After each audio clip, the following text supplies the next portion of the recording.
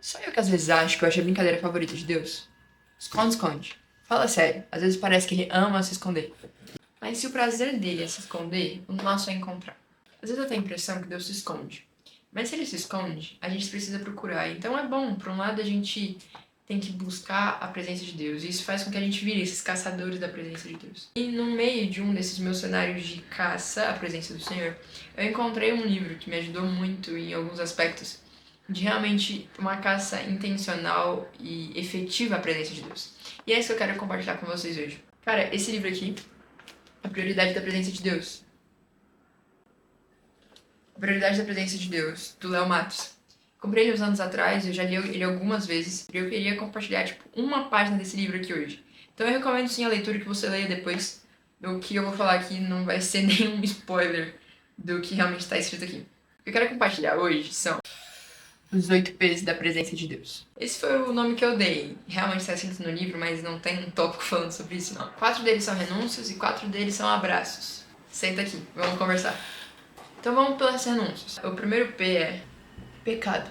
Deus é santo, e sendo santo, ele não coabita com o pecado. Em Hebreus 12:14, fala que sem santidade ninguém verá a Deus. E no Sermão do Monte, quando Jesus está falando sobre as bem-aventuranças, ele fala: bem-aventurados os puros de coração, porque verão a Deus. Então, realmente, sem santidade, nós não podemos ver um Deus santo.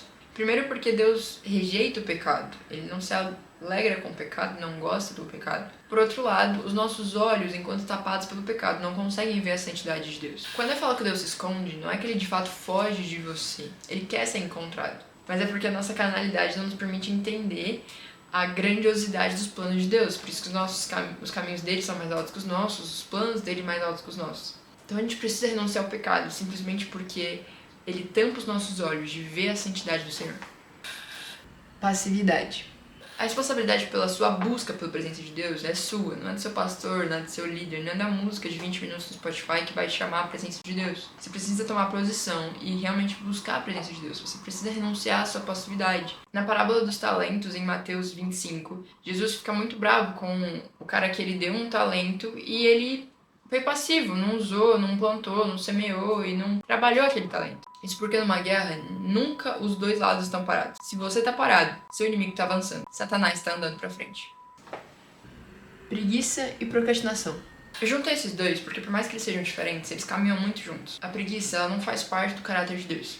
A preguiça, ela afasta promessas, ela afasta sonhos, ela afasta realizações e conquistas. O caráter de Deus, ele não tem preguiça. Deus não é um Deus preguiçoso, então nós também não devemos ser. O reino de Deus, ele não tem espaço para preguiça. O reino de Deus, ele é feito de sacrifício, ele é feito de esforço. E é justo que a presença de Deus custe muito, porque ela vale muito. Então é justo que nós tenhamos que pagar e nos esforçar muito pela presença de Deus. É justo que muito custe, porque muito vale. Davi, quando ele chega para comprar um campo onde ele possa oferecer um holocausto pro Senhor, um sacrifício, e o cara quer dar o campo de graça para Davi, Davi fala: não, eu não posso oferecer para um Senhor algo que não me custou.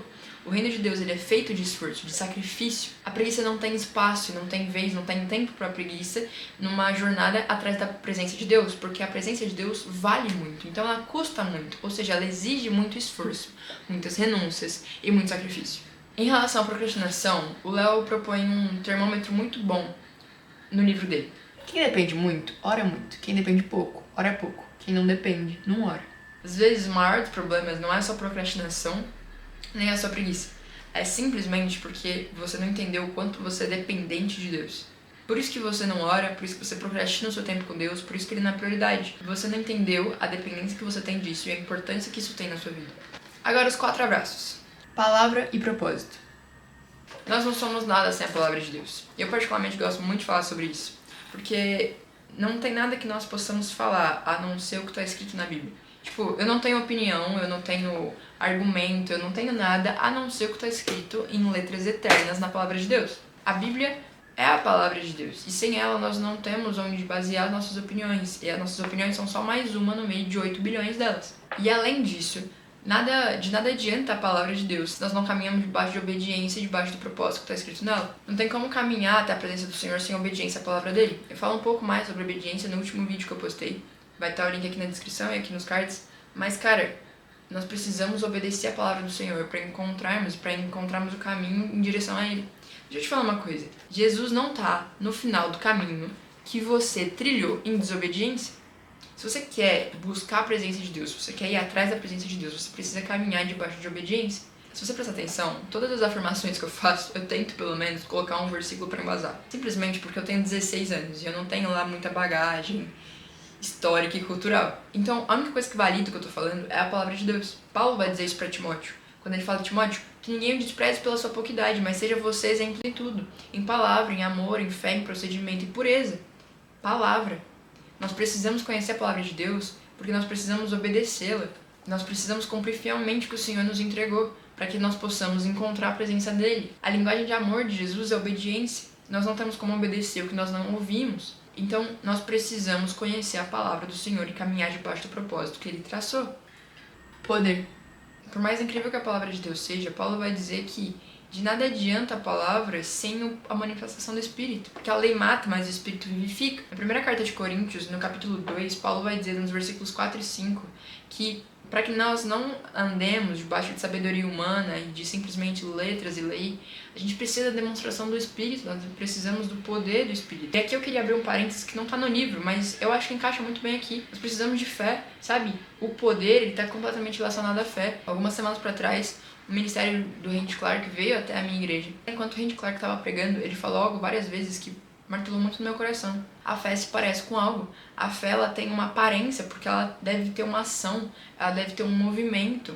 A fé se parece com algo. Nós precisamos ter fé para abrir um caminho, uma brecha onde o Espírito Santo possa rasgar e demonstrar o seu poder. Nós precisamos de experiência de poder com o Espírito Santo. Nós precisamos ter fé para que isso aconteça. Na maioria das vezes nós não conseguimos entender o que Deus está fazendo ou planejando. Por isso que nós precisamos de fé, para experimentar do poder dele e continuar caminhando debaixo de obediência à palavra e propósito, para que nós possamos encontrar a sua presença. Por último, presença. Durante algum tempo eu estava desesperada, procurando a presença de Deus. E cara, de verdade, eu entrava no meu quarto e falava, Jesus, por favor, me deixa te ver, me deixa te encontrar, onde que você tá? Me deixa te achar, pelo amor de Deus. E aí, cara, eu continuei buscando isso por muito tempo. Até que eu descobri que, na verdade, a presença de Deus estava ali aquele tempo todo. E eu precisei voltar para uma memória antiga, de onde eu achava que eu tinha passado sozinha, de onde eu achava que Deus não estava comigo. Eu precisei voltar para esse lugar, encontrar o Senhor ali, para encontrar Ele comigo naquele momento. Cara, Jesus está com a gente. Quando eu falo que Deus brinca de se esconder, na verdade, a gente que não consegue encontrar. Perceba a presença do Senhor. Perceba a presença de Deus, para que você possa desfrutar da presença dele. Se isso fez algum sentido para você, se te ajudou de alguma forma a encontrar a presença de Deus, manifesta isso de alguma forma. Curte, se inscreve, comenta, me manda um direct. Mas deixa eu saber que fez algum sentido para você. Vamos atrás da presença de Deus. Vamos caçar a presença de Deus.